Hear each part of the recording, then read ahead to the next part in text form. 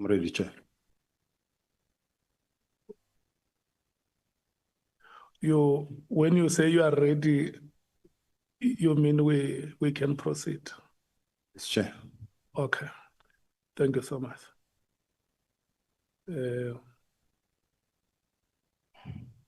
Senior Counsel. Thank you, Honourable Chair, and thank you, General Sibiya.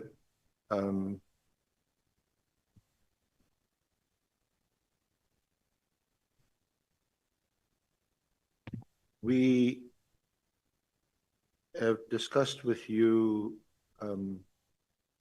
the topics that we intend to follow, that you have in your witness statement. So I'm not going to ask you to read your statement. We've discussed that, save for where you wish specifically either to read from your statement or where I direct you to a particular paragraph that I will request you to read.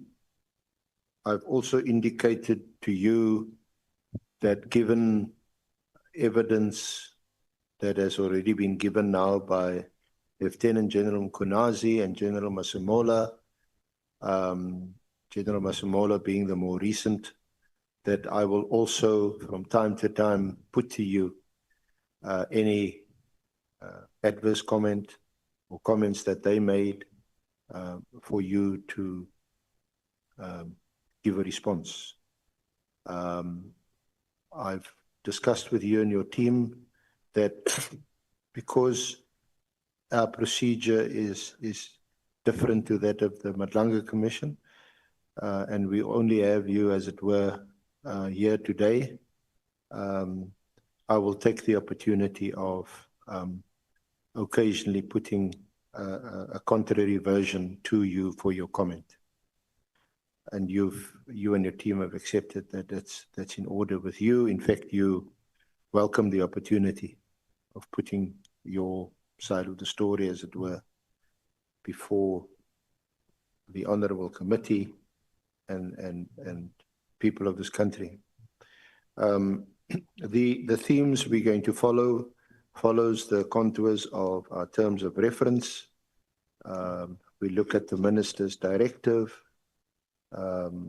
your involvement or knowledge, if any, of the political killings task team prior to the Minister's directive, and subsequently the control and custody of dockets and the removal of PKTT dockets.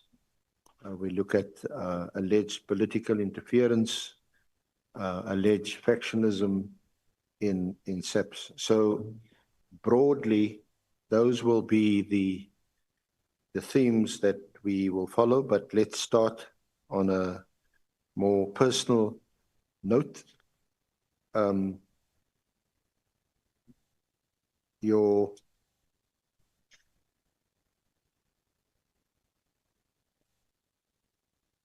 witness statement begins with your employment with Saps over a number of years, and if we go to paragraph 13, it starts at paragraph 10 on page 7. This is your career path, which at paragraph 11 you'll see on the 2nd of January 1989. So it's quite a long career in Saps, and where you have progressed to the most senior levels within Saps. I want to just ask you, just for purposes of distinguishing between what we have today and what you currently work with and experience, just to discuss briefly your appointment to the Directorate of Special Operations, commonly referred to as the Scorpions. 2001, which you discuss, which you refer to at paragraph 13. You established the Northern Cape and Free State offices in 2004, and where you appointed the special chief investigator until the Scorpions disbandment in 2009. So briefly, just describe for us your experience with the Scorpions, what your own views were on the effectiveness, etc. Thank you, Chair. Just before I continue, Chair, in response to my short meeting with my legal team, I'm advised that I will proceed. I'm proceeding, but I must note or indicate rather that I do so under protest, Chair, in case at the ultimate end, because I will be participating in a process that I believe could be tainted. And as a result, I just want to note that, Chair. Thank you very much. Chair, starting from my career path, Chair, I'm appointed as the Deputy National Commissioner and I'm responsible for crime detection. And I've been employed by the police since the 2nd of January, 1989. And I rose through the ranks, starting from where I was deployed in Knysna as a constable. And in December, I was also appointed as the head of the General Desk of Internationally Missing and Wanted Person at Interpol. I obtained my national diploma in police administration in 1996 at Technikon SA, and I also obtained my BTech degree in policing through UNISA in 2008. I'm currently registered for Masters in Arts in Criminal Justice in UNISA. In 2001, I joined the Directorate of Special Operations, colloquially known as the Scorpions, and I was based at Gauteng as a senior special investigator. I was also based at head office of the Scorpions at the NPA BGM.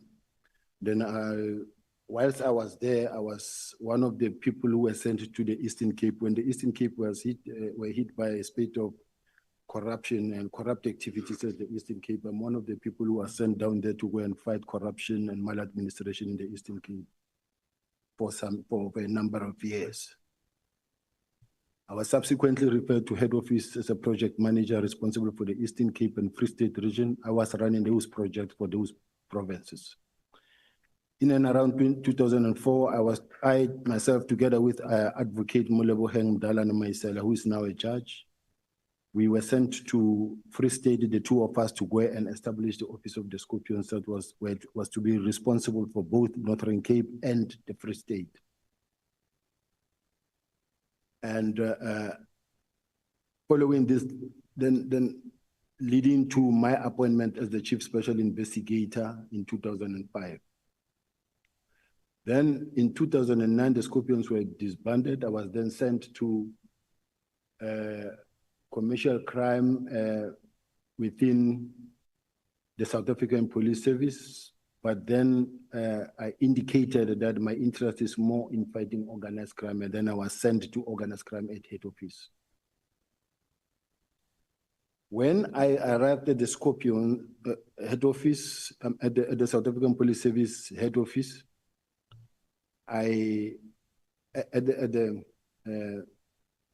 the DPCI, the Hawks head office. At that point in time, because we were just arriving from the Scorpions, there was not much because there was no posts really allocated. I started a unit. It was a task team called Tactical Operations Management Section that dealt with serious and violent crimes, including cash in transit, ATM bombings, serious and violent murders. And this is the team that at some point between 2010, 2011, 2012, it was mostly dealing with cash in transit and ATM bombings. And I'm quite sure members can recall, because there was a point where even we were counting with Parliament in terms of the kingpins that were involved in the cash in transit that we have identified and that we were addressing. Parliament was even doing a countdown with us until 0, and for a long period of time, at some point, cash in transit became quiet because of that intervention that I was leading, to an extent that the same team that I formed today, it was actually turned into a fully fledged unit to be part of the DPCI, within the structure of the DPCI.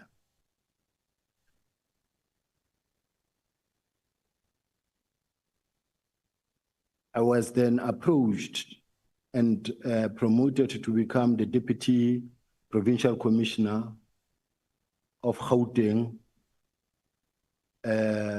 responsible for the Directorate for Priority Crime Investigation, which is the DPCI in Gauteng. And then members will realize that it is at a time when the management of the South African Police Service decided to bring General Petros from Western Cape, who was doing well here in the Western Cape. They sent him to Gauteng because Gauteng was under pressure.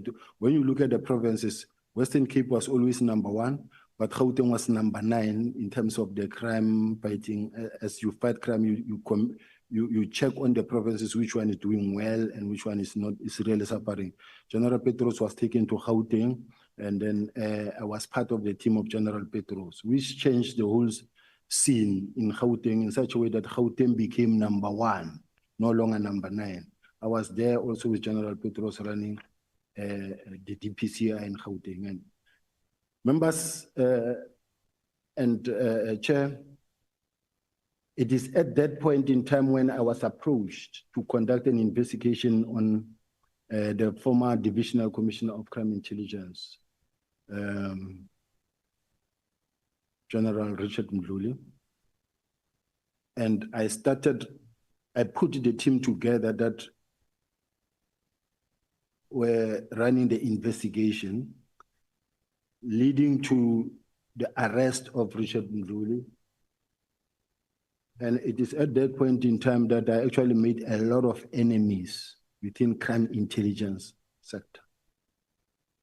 Many cases were opened against me, and to an extent that even when they brought in General Ntlemeza, who was to take over from General Mdluli, he immediately suspended me, immediately charged me for fraud and corruption on fraudulent kilometer claim, including the illegal rendition of the Zimbabweans.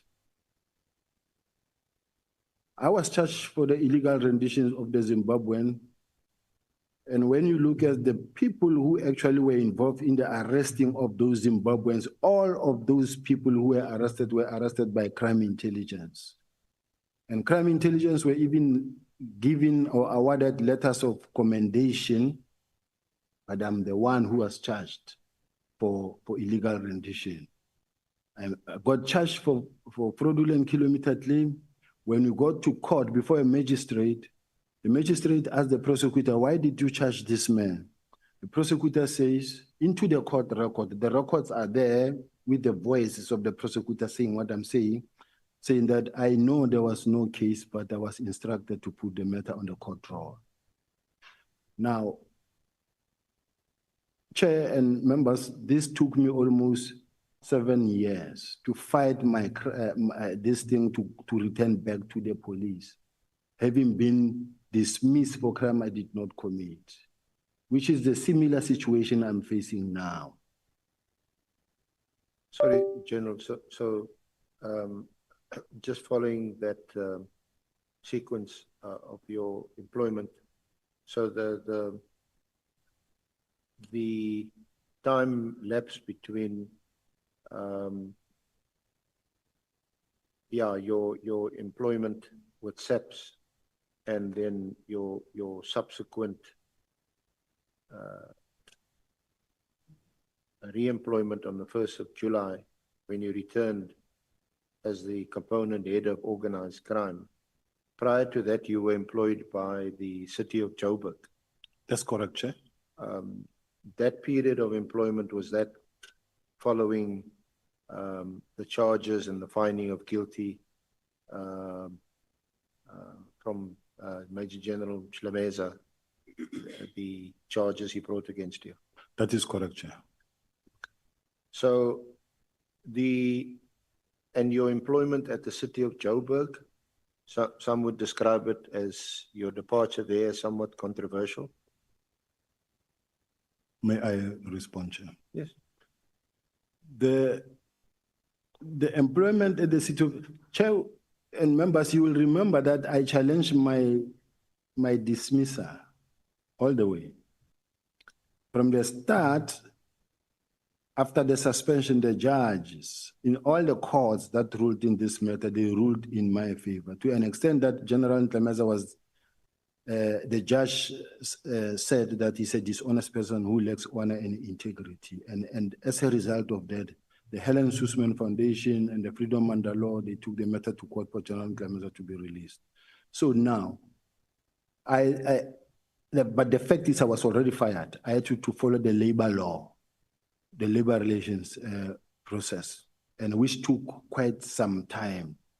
Now, I have won the cases, and now I was at home. I was looking for a job, and an opportunity came from the city of Joburg. I applied like many others, and then I was employed by the city of Joburg. Now, I was employed daylight on a national television, approved by the council of the city of Joburg, and I participated like any other normal employee. I accounted before the committees, all the oversight bodies. So there is no any other environment that is actually regulated more than like the city. The systems put in place, everything that gets approved by the council. I was appointed officially so, and even when that was challenged, it was investigated by the public protector, I was cleared by the public protector. We've got the public protector report that I can refer to. Chair, you will help me here. Was the way we pegged my.